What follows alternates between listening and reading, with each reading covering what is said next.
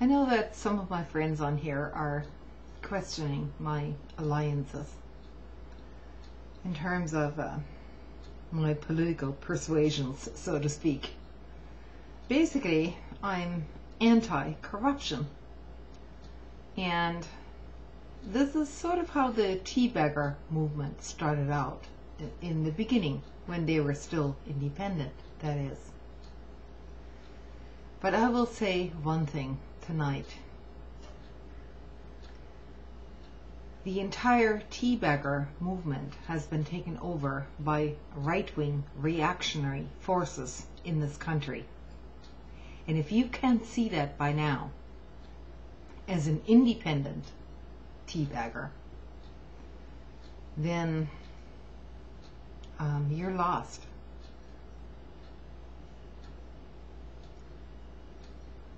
This movement has been taken over, little by little, by some of the most right-wing elements in the Republican Party. And to call yourselves independent at this point is essentially a joke.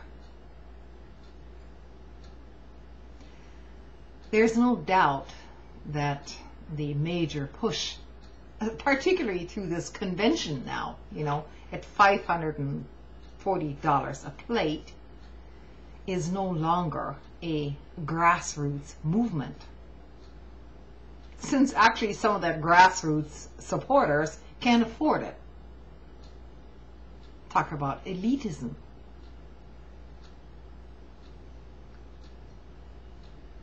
All of you teabaggers have essentially been duped into a reactionary movement, which is not just anti-government, but more, it's not even anti-corporate. And it's the corporations who are actually controlling the government. But there is no outcry from this side at all. In fact, this movement is now being supported by the very same people which the grassroots in the very beginning were against, namely the likes of Glenn Beck, Rush Limbaugh, Fox News, and all the rest. So if you can't see by now that you have been completely co-opted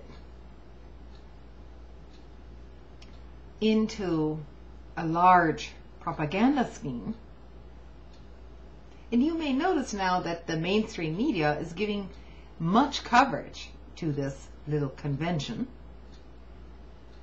all the while proclaiming that the media, the mass media, has a liberal or left-wing bias, you may want to think twice about it.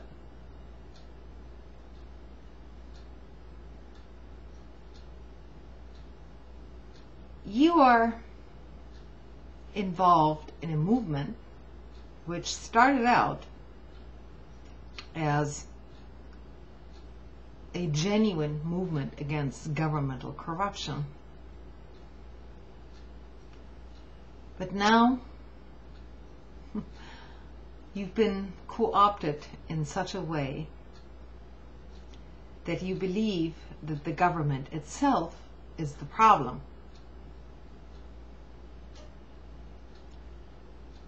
A government for and by the people is not the problem.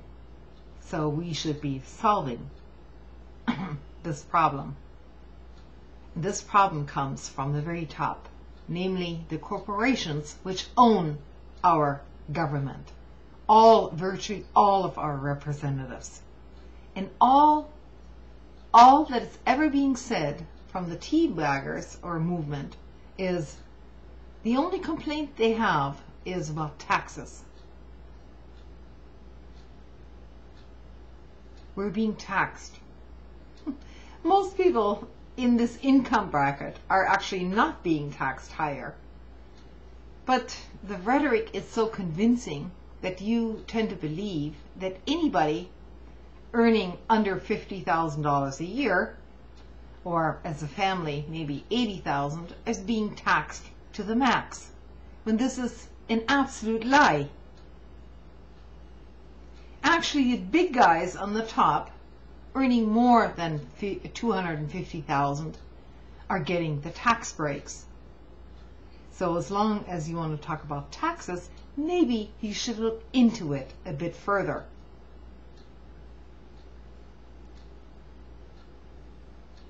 This popular rhetoric out there in terms of corruption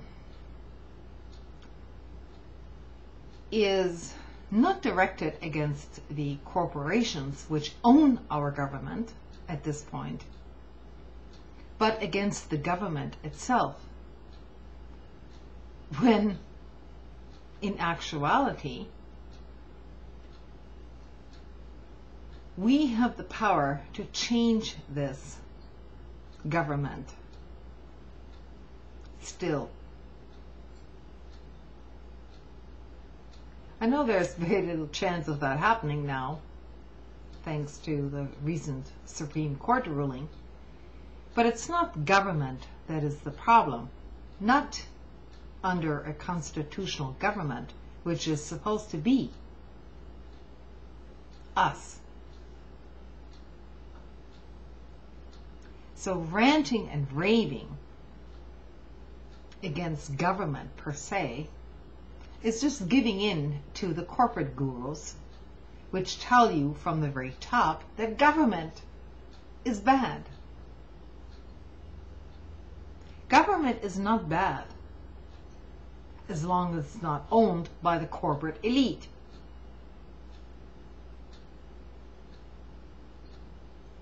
The overt racism in the speech by Tangreo is cannot be overemphasized, and anyone in the original teabagger movement should immediately disassociate themselves from this. You know, Tangreo, this Republican candidate who actually ran on the Republican ticket, is now your best friend?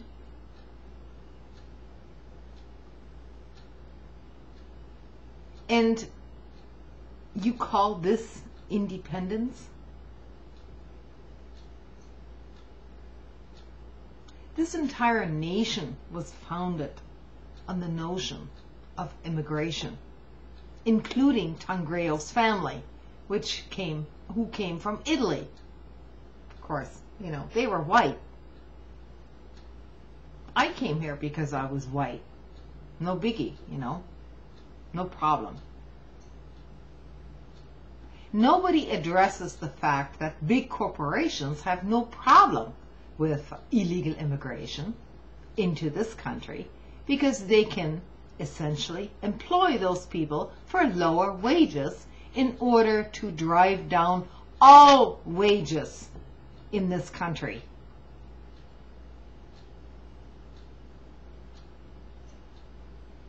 So this entire rant against, and this is going to be an upcoming issue, against illegal immigrants, that's not really the problem. The problem is who is taking advantage of whom and why.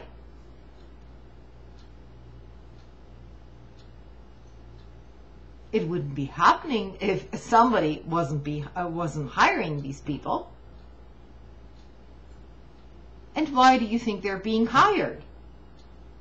Because it's cheap labor. That's why. Plain and simple. Supply and demand. Think about these issues very, very hard before trying to scapegoat anybody in this country.